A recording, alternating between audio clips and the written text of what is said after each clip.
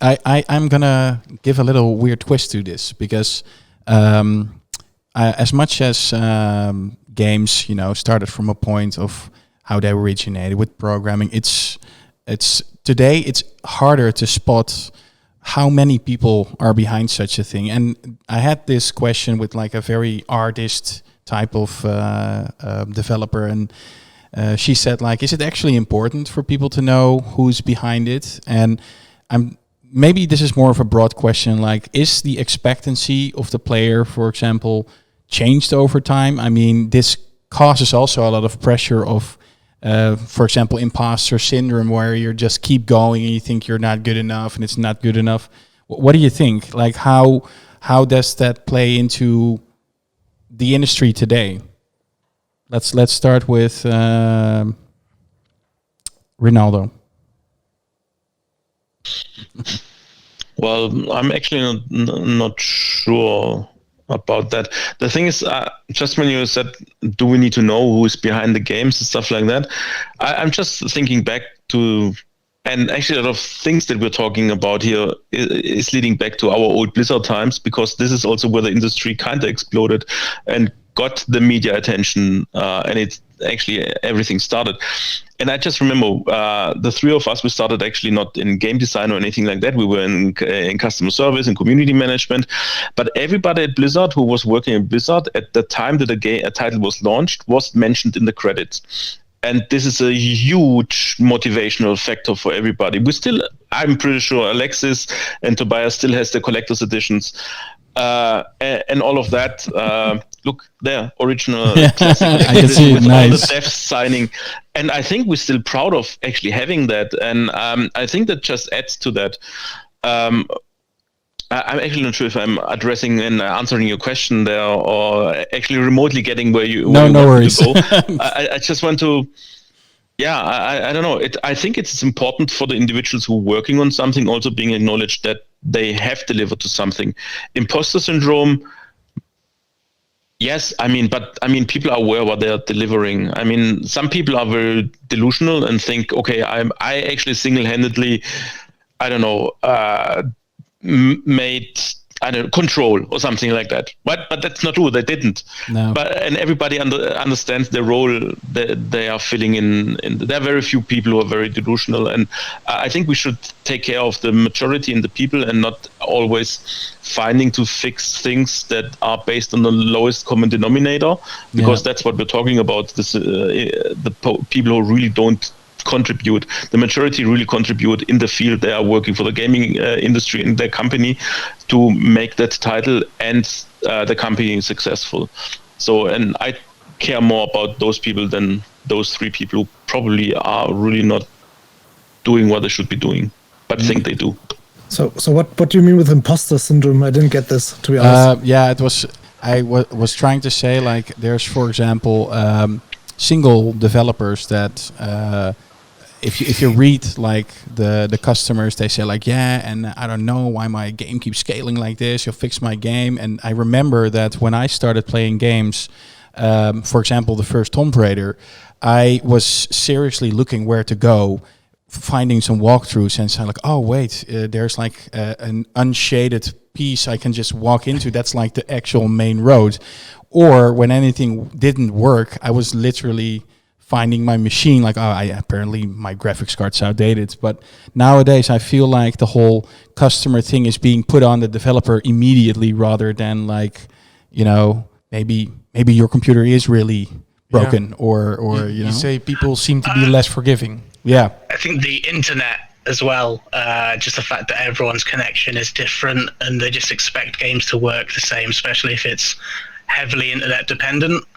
It's difficult. I mean, speaking from a support point of view, it's difficult. It's difficult to say whether it's your game issue or whether it's just their internet.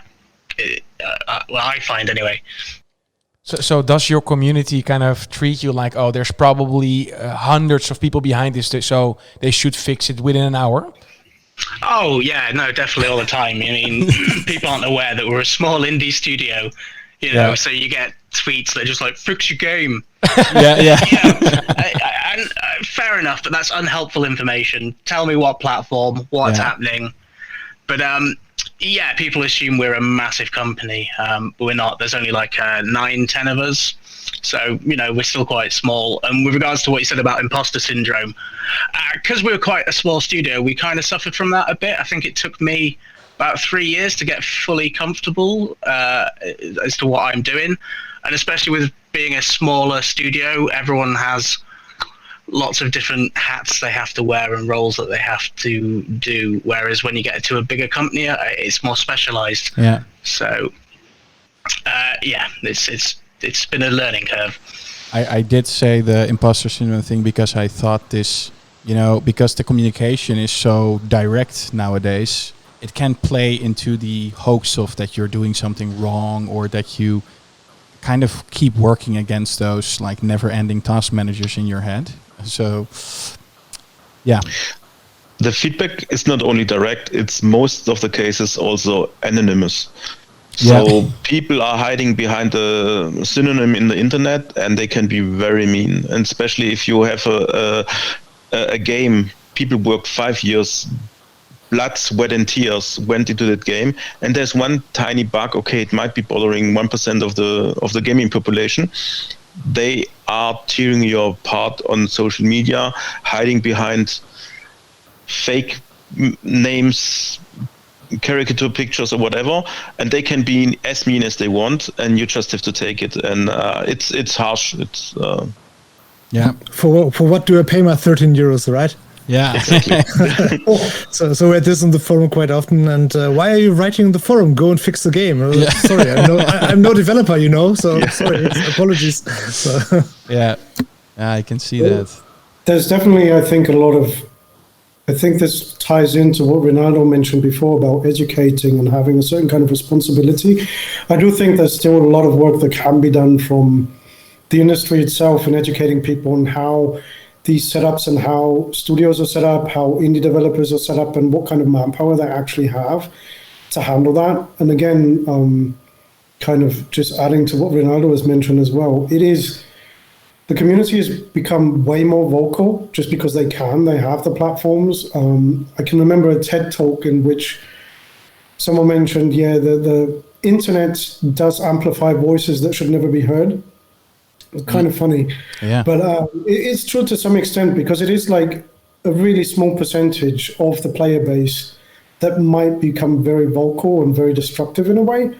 And it's not like devs sit there and try to put something out to annoy people, right? We sit there for years trying to make things right. We put it out and do stand behind it in the way that, we put effort into it and we want it to succeed. So no one is there trying to build a broken game and put it out. Yeah. That's the thing that drives us, as well as being later on in the credits and being proud of what you actually have done and put out there, and just see, oh my God, this creation we were part of and it's being played out there. I think that is such a rewarding feeling at times.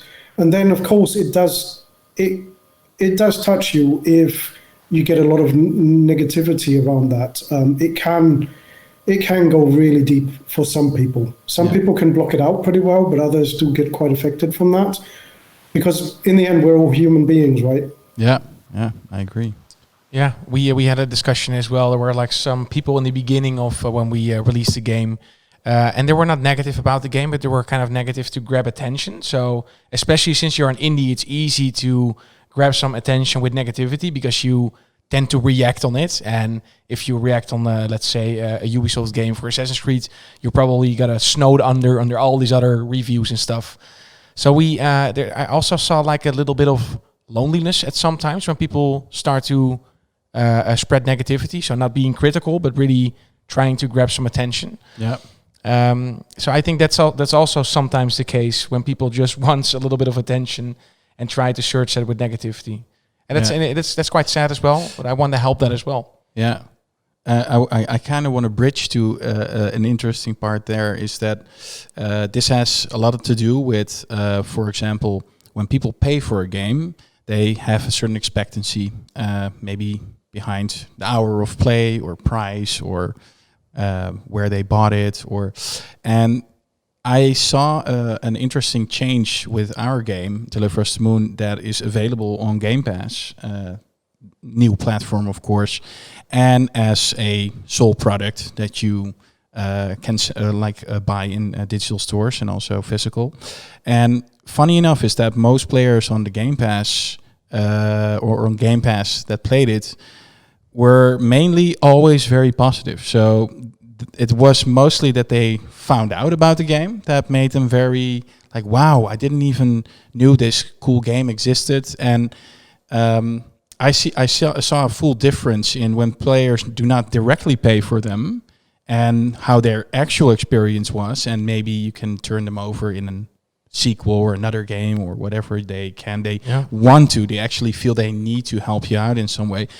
How do you guys take this? Maybe Ian, how do you see this? Like, how is this landscape changing? In what way? What do you mean? Sorry. More in a way, like, is this something you also see happening? Like, games being played a different way that kind of also changes the perspective of the customer a little bit? Yeah, I think you're right in terms of probably, where you were talking about Deliver Us the Moon on Game Pass. Yeah, I think, some people, because they've paid their $50 or $60, whatever, feel that gives them the God-given rights to actually criticize you. And it's very easy to criticize or be quite vile towards people rather than actually congratulate them and say, do you know what, this is a great game, we really enjoy it. Yeah. And I think that does come down to kind of that, the transaction, should I say, the fact that they've paid, their money for it, and they believe it gives them the right to say whatever they want. Yeah.